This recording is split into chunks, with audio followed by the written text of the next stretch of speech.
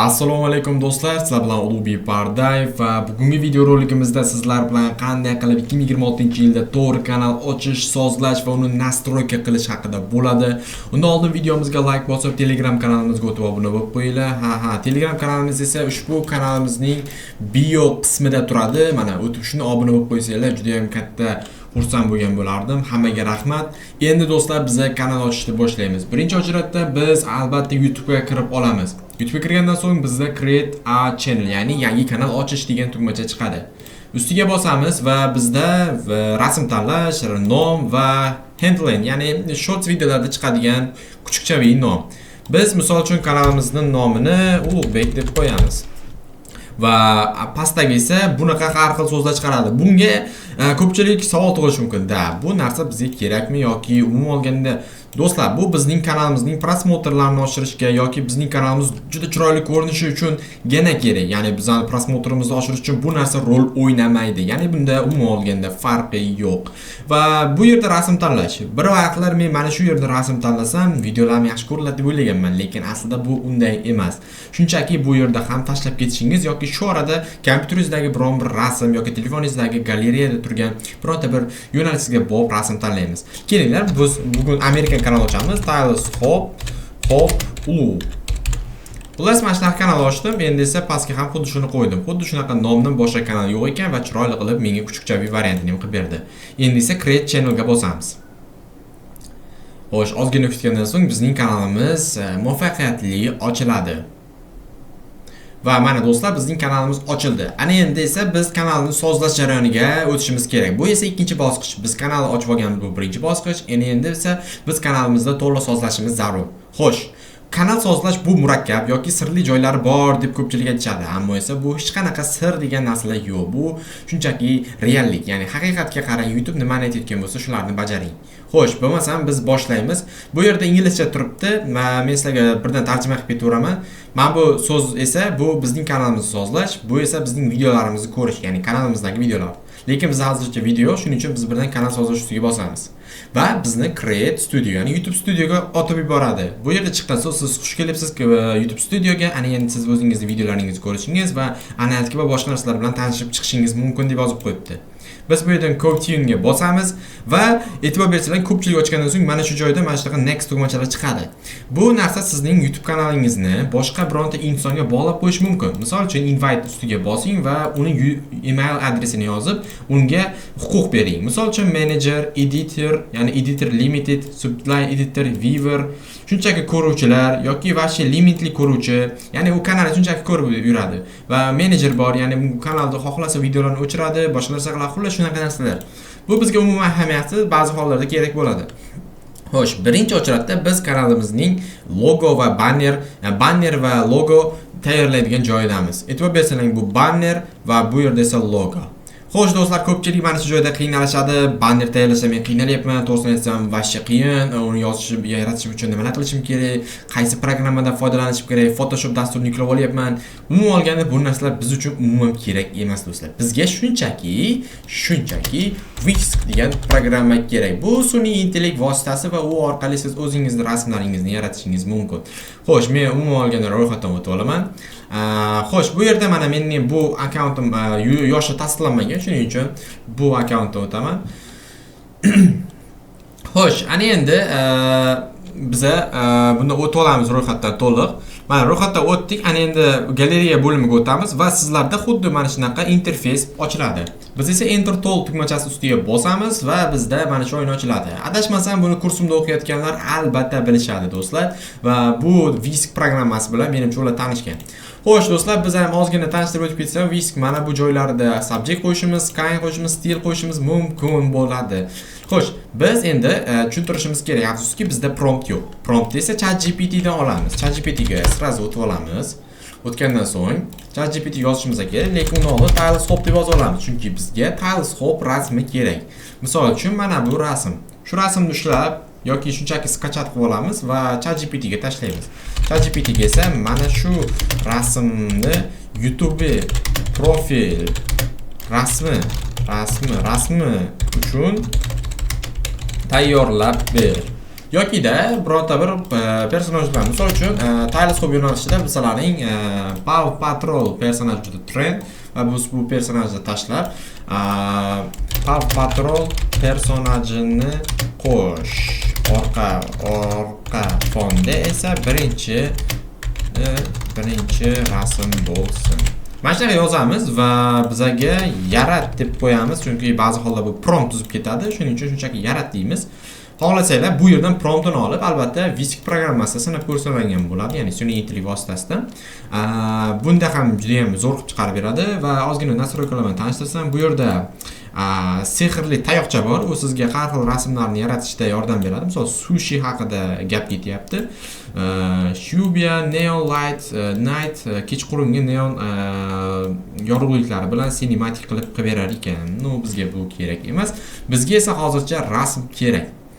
Ozginadan kutamiz va bizga ChatGPT rasm yaratib beradi. Agar rasm sizga ko'nglingizdagidek chiqmasa, bunga qaytadan yana nimadirlar deb tushuntirib yuborsangiz, albatta siz uchun yana chiroyliroq qilib rasm yaratishga va miyasini ishlatishga ko'proq urinadi. Biz hozir bu yerda ozgina stop qilib turamiz. Do'stlar, bizning rasmimiz chiqib keldi. E'tibor bersangiz, rasmning juda ham silliqlik joyi chiqdi va bu biz uchun juda ham qulay rasm bo'ldi. Oddiygina, soddagina va tushunarli rasm.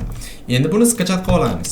Sketchat qilib olgandan so'ng, kel bunga so'raymiz. Banner ham tayyorlash uchun prompt bering. Nima uchun men aynan banner tayyorlashda prompt so'radim? Chunki prompt bu bizning videomizda mana bu razmerda qilib berish kerak. 2048 ga 1152 piksel.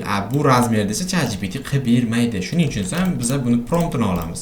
Promptini olamiz, albatta Visicdan foydalanamiz. Visicda esa biz 16 ga 9 format qilamiz va enter deb bosamiz. Bizga esa yaratib beradi. Ba'zi holda adminit qilish mumkin. O'sha ularning violet, ya'ni o'z Google qoidalariga amal qilgan holatda bo'lish kerak. Mana sizlar uchun banner. И всё. Biz esa endi rasmlarni birma-bir yuklashni boshlaymiz. Birinchi ochratda biz rasmimizni yuklaymiz. Xo'sh, rasmni yuklaymiz. Undan keyin biz bannerni yuklaymiz. Bannerni yuklaymiz. E'tibor bering, bannerda buning kallasi tepada qolib ketdi. Ahamiyatsiz, bemalol agar kanalingiz uchun chiroyli qilmoqchi bo'lsangiz, hozir ham bunday qilib qo'ysanglar ham bo'ladi.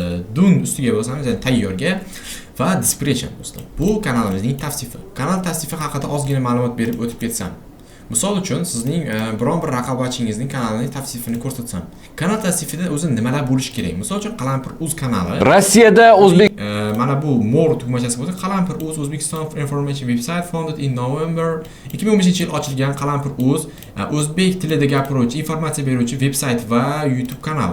Va bu o'zining kanali haqida ozgina ma'lumot. Biz esa hech qanaqa qiyinchiliklarsiz kanalim va videom uchun tavsif yozib beramiz. Va biz uchun esa bu tavsif yozib beradi. Ya'ni o'sha описание deymiz, ruschaga yaxshiroq bilib qo'yamiz. Inglizchasiga bu description, o'zbekchasiga esa albatta tavsif. O'zbekcha tuzib ketdi, inglizcha deb qo'yamiz. И всё, bizga hozir inglizcha formatda tuzib beradi. Xo'sh, mana bizga tuzib berdi. Ana endi buni biz shunchaki kopirovat qilib olamiz. Kopirovat qilib olamiz va buni albatta mana bu yerga tashlaymiz. Ctrl+V. Ana endi bu yerda sizlarga tushuntirib o'tkansam, edited language biz uchun ahamiyatsiz. URL biz uchun veb-saytimiz, bizning kanalimizning adresi. Linklar qo'shamiz. Misol uchun siz qanaqadir teleskop videolar yoki qanaqa animatsiya videolar qilasiz va uning ichidagi instrumentlarni albatta sotmoqchisiz. Bunga esa o'zingizning Telegram linkingizni qo'shishni bitta bosasiz, bu yerga Telegram deb bosasiz, hamda bu yerga o'zingizni Telegram adresingizni joylashtirib ketasiz. Ammo bizga bu kerak emas hozir.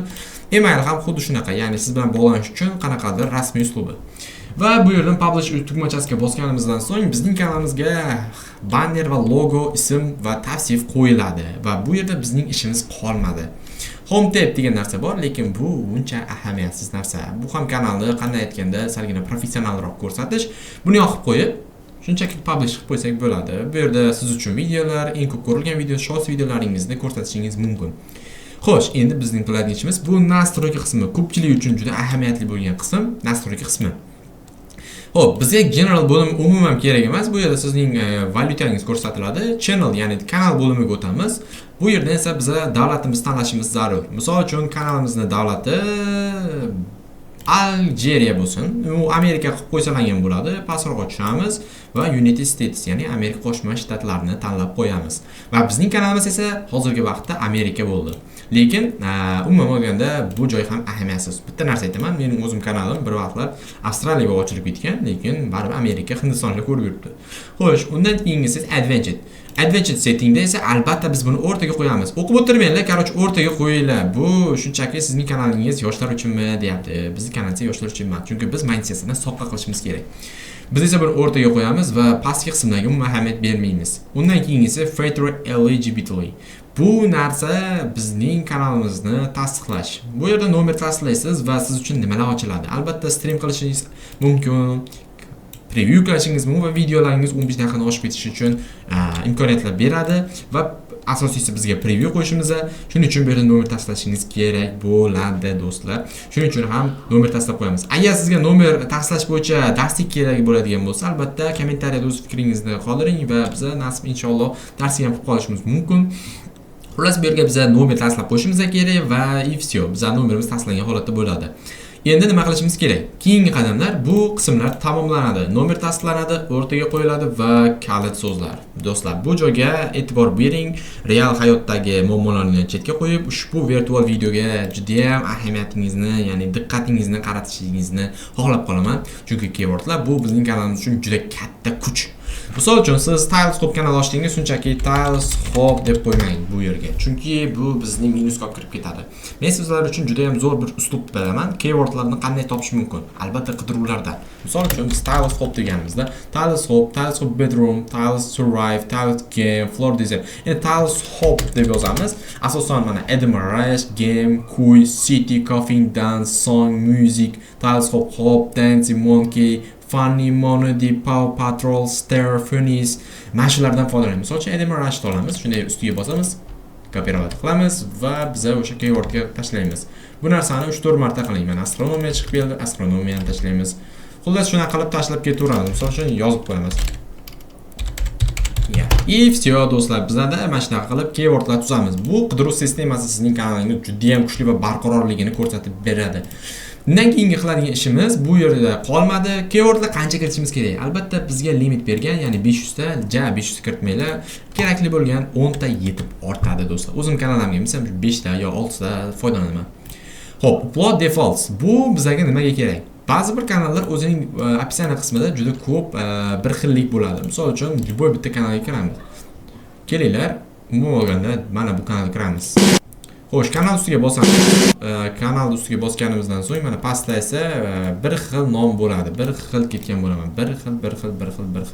Xullas, hammasi bir xil bo'ladi. Bu narsaning sababi o'sha kanalda avtomatlashtirilgan. Ya'ni mana bu yerga o'zi xohlagan bittasini kiritgan. Men e'tibor bergan bo'lsangiz, video description, ya'ni video opsiyasini so'raganman. Mana bu yerga video opsiyasini tashladim, и все. Hashtaglar ham kerak bo'ladi. Ba'zi holda siz hashtag yozib qo'yishingiz mumkin. Misol uchun hashtaglarga Tilescope, endi hashtag hozir menga qo'yilmayapti klaviaturada, shunga buni ko'rsatib beraman. Tilescope, Edinburgh yoki shunga o'xshash 3 ta maksimum darajada kiritib qo'ysalaring bo'ladi. Undan keyingisi esa bu yerda public turaversin, hech qanaqa bizda muammo bo'lmaydi. Bu bizning mana shu taglarimiz, shu narsalar haqida so'ragan vaqt ko'rsatadi boshqa insonlarga video akidan foydalanganda. Teng. Bu bizga kalit so'zlardan keyin ikkinchi o'rinda turadigan narsa. Bu bizning videomiz nima ahamiyatga egaligini ko'rsatib beradi. Misol uchun bizning kanalimizda futbol yo'nalishida, biz esa tennis deb yozib qo'yamiz. Bu esa juda katta xato, chunki bizning videomiz tennis haqida bo'lib ketadi va tennis auditoriyasiga videoni ko'rsatadi.